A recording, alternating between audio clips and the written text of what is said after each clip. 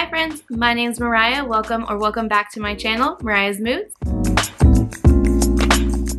Look at this, another day where I have like gotten myself together. Like, what is this? Do I still have pajama pants on? Yes, but does the top half look great? It does. Go me. In this video today, I would like to talk to you about my January wrap-up, what I read this month, and if I was able to accomplish any of my goals that I've set for this year. So I read a total of 6 books this month. I'm happy with it, given that January was a little bit of a shit show. We traveled this month. The kids started back to school. I started back to school. I'm a teacher.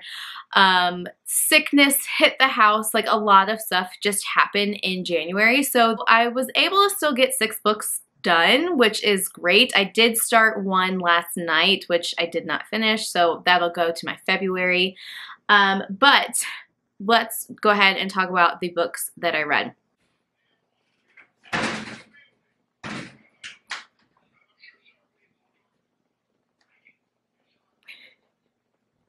It's fine. I can edit this out. You just like totally made me lose my train of thought. So when I was trying to figure out how I wanted to format this video, I was like, do I do them by chronological order when I read? Do I do it by genre? What did I even read this month? So when I was looking at it, I realized I did a lot of Kindle reading this month, and it was a little sporadic. So I figure I'm just going to go by format. What I read by physical, Kindle or ebook, and audiobook. So I figure I'm just going to start with the one physical book that I read this month, and that is Queen of Shadows by Sarah J. Maas. This is the 5th book of the Throne of Glass series. I am currently reading this series with my book club. I meet in person on Tuesdays. I'm not technically supposed to be done with this yet. We meet weekly, and so we just have a goal of, you know, before each meeting, have these many chapters done. Got to a point where I couldn't stop it. So sorry, ladies, finished it early. Absolutely loved it. I don't want to give like a synopsis for this book because it is so far into the series. I don't want to spoil it for anyone, but the Throne of Glass series is the first series written by Sarah J. Maas. It follows Celaena Sardothien, who is an assassin. In the first book, she is recruited to participate in this competition to be the king's assassin. She is currently in a prison death camp, and so she reluctantly accepts this challenge to participate in this competition to become the king's assassin. Things happen, shit goes crazy. I can't really say anything else, but I will highly recommend this series. I haven't finished it yet, but I've heard that it just is better and better as you go on.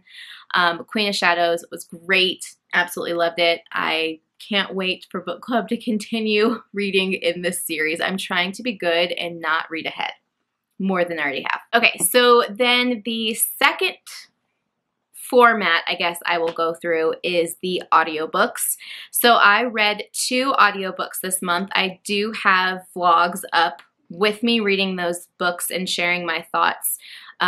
So they're my winter traveling vlogs. The first audiobook that I read this month was Before We Were Yours by Lisa Wingate. I ended up giving that book a 3.75 rating. I think on my Goodreads it says 4 just because, you know, Goodreads. Please give us partial stars. Please. Anyway, so Before We Were Yours is a historical fiction that follows the child abductions and illegal selling of children from the 1930s to the 1950s in Memphis, organized by Georgia Tann. This story follows 2 dual timelines. First, we are following a girl named Rill, who is about 12 or 13 years old, who is abducted and then taken to this children's home under the control of Georgia Tann. Then you are following a present day timeline of Avery, whose family is very politically driven. She is a lawyer. She is expected to take on her father's. Babe, what do you call, like, it's not a senatorship. Like, okay, you know, like someone has a presidency. It's not like a senatorship. Like, what do you call that? Do they have something for that? I don't even know what I'm trying to say anymore. Avery. Okay, so then you're following Avery, who is in our modern timeline. Her family is very politically driven. She is a lawyer. Her father is a current senator, but he is sick, so the family is hoping that she will take over his Senate seat. That's right, right? Yep. Anyway, she's feeling lots of pressure and she's kind of just avoiding the responsibility. She has an interesting interaction with an elderly woman while they are doing a public relations event. Sparks Avery's interest to kind of dig further into her own family's past. This book eventually intersects with the timelines and it is great. It is heartbreaking. It is beautiful. I really enjoyed the book. There was a few things that I wish were a little bit different, but overall I gave it 3.75 stars. Highly recommend, especially if you're interested in historical fiction. So the second and final audiobook that I listened to this month was The Wife Upstairs by Rachel Hawkins. This is a either Jane Eyre retelling, I wouldn't know because I haven't read Jane Eyre, or it is definitely influenced by Jane Eyre, or at least what I know about Jane Eyre. But this follows a character named Jane who is basically down on her luck. She just doesn't like the situation she's in. She just like has this shitty apartment with this like jerk guy, and she just wants to better her circumstances. So in the beginning of the book, Jane is walking dogs for this very rich neighborhood, and she runs into a guy named Eddie. Eddie is handsome, he's charming, he's rich. She sees this as an opportunity to improve her current circumstances. Later on, she finds out that Eddie's wife is actually presumed dead along with her best friend due to a mysterious boating accident. Things just kind of go from there. She kind of gets the sensation that the wife may not be missing and she might actually be looming around. So it's kind of got this very ominous feel. It was very cool. The ending was a little kind of ridiculous, but like, let's be honest, that's kind of the fun of these like domestic thrillers. They're a little ridiculous. Again, I gave it 3.75 stars. I really enjoyed it. I would recommend it. Again, I had some things that I wish were a little bit different, which I talk about in my previous vlog, but other than that, I think it was a solid book. So from there, I'm going to go over the different books that I read on my Kindle. Makes sense that I read a lot on my Kindle just because this month was insane. And it's still, like, February is coming. Can we just, like, chill? Chill. Please, please. Okay. So, I also read Regretting You by Colleen Hoover. I gave this book 2 stars. Don't come for me. I know that there are so many Colleen Hoover stans, and I am not about to, like, shit on people's sunshine.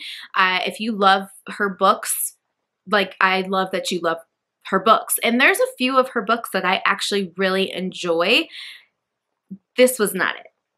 This was not it. It wasn't for me. I gave it 2 stars. I think I was being a little nice. Let me tell you what this book is about, if I can remember what it's about. Okay, so Regretting You is following this mother and daughter relationship. I don't want to say too much because I don't want to spoil it for anybody, but this mother and daughter duo just basically goes through a very traumatic event that kind of shatters what they thought they knew of their life. And so the book is kind of following them dealing with grief, dealing with the repercussions of what has happened in this event. There is some romance on both ends.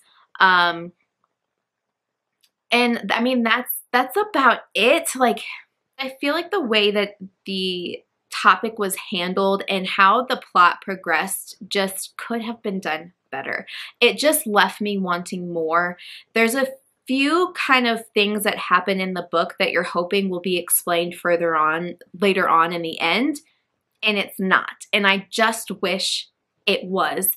I think that would have given it a little more depth. The romances on both ends were like okay. I don't know. It just wasn't for me, and I was really disappointed because, like I said, I usually enjoy Colleen Hoover books because I just appreciate them for what they are. I know, like, I'm not going to pick up Colleen Hoover to experience the most like literary piece of work, but they're light sometimes, but also sometimes they're dark, but they're entertaining. And Regretting You just wasn't that for me. I think we could have had a deeper conversation, but also I know that is not typically who this author is. So I don't want to fault her for that, and please don't take this as me not recommending the book. I do know people that read this book that really enjoyed it. I just don't think it was for me. The next book that I read on my Kindle was The Housemaid by Freda McFadden. Excuse me if I'm saying that wrong. I'm awful with names. But I really enjoyed this book. I ended up giving it 4 stars. Another domestic thriller. I'm not going to say similar to The Wife Upstairs because the plots are very different, but similar vibes. Okay, so if you're here for the domestic vibes with like the creepy circumstances, like something else is going on than what is being told to us, highly recommend that book. This one follows, I am awful with character names. Awful with character names. If you guys knew how many times I have edited out me having to look up the characters' names again, you wouldn't think that I was a reader, but I am. Actually, I gave this 3.5 stars. I rounded for Goodreads. Goodreads, give us partial stars. Thank you. I'm not crazy, you're crazy. So The Wife Upstairs follows Millie. Millie is a convicted felon who is currently living out of her car. She is desperately trying to find a job to basically get out of living in her car. So she applies to be a housemaid for the Winchesters. I'm gonna check that name again. For the Winchesters. The wife, Nina, interviews Millie for the housemaid position, and even though Millie is worried that they'll find out about her past as a convicted felon, she's hired anyway, and it comes with a live-in position. She's supposed to clean the house, take care of the kid, and prepare some meals. She quickly realizes that things in this house are a lot different than what they sold in the interview. The wife is a little crazy. She's a little crazy. The husband, super handsome. His name's Andrew, super sweet to Millie. The daughter is creepy as hell. Creepy as hell. Immediately, I was laughing out loud. The way that she describes this little girl, she wears these like little frilly dresses, and I can not picture anything but Shirley Temple running around, or like the twins on The Shining. That was in my head the entire time. So things are not the way that they seem. So bad that not only is Millie living in the house, she has to live in the attic. They're rich. They have a guest room, but the wife insists that she lives in the attic that has like this tiny window, no ventilation, and it locks from the outside. So things happen, shit goes down. It's really great. I'm excited to read the sequel. I ended up actually giving this 3.5 stars, but again, I would highly recommend, especially if you want just like a quick domestic thriller, and it has a little bit of a ridiculous ending, but I am here for it. The last book that I read this month was Mrs. Death by Selena Godin. This book, it follows Mrs. Death, who is basically like the Grim Reaper. She's in charge of death and ending people, right? So she is basically done with being Mrs. Death. She's tired of it. She just she's not interested in the job anymore. And she's basically looking for a way to turn it over. Enter Wolf. Wolf is familiar with death. He has even seen Mrs. Death several times in his life. Wolf is an aspiring writer, begins to record Mrs. Death's journey. And he does it through this desk, which is so cool, but it transports him in time and place to see and experience what Mrs. Death has experienced throughout basically history.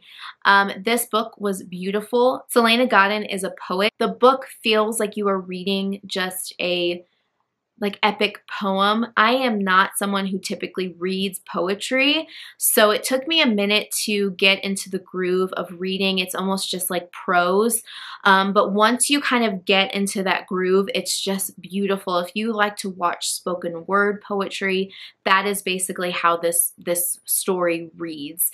And the imagery and the comparisons of this just at some points left me crying. It was just so beautiful, and just the overarching theme of time, and if you knew when you were going to die, how would your life be different? Live like you know when your expiration date is. Don't just go through the motions of life. And that just resonated with me so much. Gave this 5 stars. I highly recommend. Again, if you're not someone... Apparently I talk too much because my camera just cut me off. Thanks. Anyway, if you are someone who doesn't typically read poetry, you can still enjoy this book. It took me a little longer than usual because, again, I was just getting through the groove of it, but I still highly recommend. I found for myself reading it out loud, I kind of found that groove a little quicker, but I highly recommend this book. Beautiful. So those are the 6 books that I read this month. So now I want to take some time to go over my goals in my journal, see if I was able to accomplish any of those goals, and kind of see where I'm sitting for the year thus far. So first of all, I had the goal of reading 45 books this year. I am already at 6. Goodreads tells me that I am 3 books ahead of where I need to be. All right. So I did read 1 fantasy book, 2 thriller mystery books, 1 historical fiction, 1 romance, and 1, I decided to put it under contemporary fiction, but I think I'm going to add like / literary fiction. I really didn't know where to put Mrs. Death, Mrs. Death. I wasn't expecting to read that this month, but I'm so glad that I picked it up. Okay, buzzword. I did get my buzzword challenge done with Mrs. Death, Mrs. Death. That's kind of what motivated me to actually pick up the book, because I was looking for books that just had death in the title, and that one sounded interesting. So glad that I actually read it. For book bingo, I was able to mark off more than 600 pages with Queen of Shadows. Female author, they were all female authors this much, so to that. Author of color goes to Selena Godin, and I think that was it for book bingo. So now I haven't gotten the bingo yet, but I'm close in some pretty good spots. So for the A to Z challenge, I was able to mark off B, H, M, Q, R, and W. Good progress, but some of those were common letters, so I guess Q. Q was okay. Q was okay. Happy with Q. We're not going to talk about the books that I bought this month. That will be in a later video because it's a mess. It's a mess. January stats. So let's just talk about the month as a whole. Again, I read 6 books. A total of 1,601 pages. I didn't include the audiobooks. I do count that as reading, so don't get me wrong, don't come for me. I just wanted to count like the actual pages my eyes like looked over. So I'm just going to say the 1,601 for pages read. My average star reading was 3.8. I think that's a solid month, given that one of the books was a 2. Looking at you. Regretting you. So days read, I read a total of 29 out of the 31 days. Again, like I said, it was rough, so some days I didn't actually get to read, but overall, pretty solid. The best book of the month, I'm going to go with, I'm so between Queen of Shadows and Mrs. Death, Mrs. Death, but I'm going to give it to Queen of Shadows just because I am so ready for the next book. So ready for the next book. Alright, so that is all that I read in January, though that was a look at the goals that I was able to knock off in January. I am really happy and satisfied with my reading month in January. I'm really excited to see what is to come in February. So if you like this video, please give it a thumbs up, and I would greatly appreciate it if you subscribe to my channel. I am here to serve you all of different moods and chaos. You're in the right spot. So yeah, go ahead and click that subscribe button, click the little bell so you know when I'm posting something, and I will see you guys in the next one. Bye!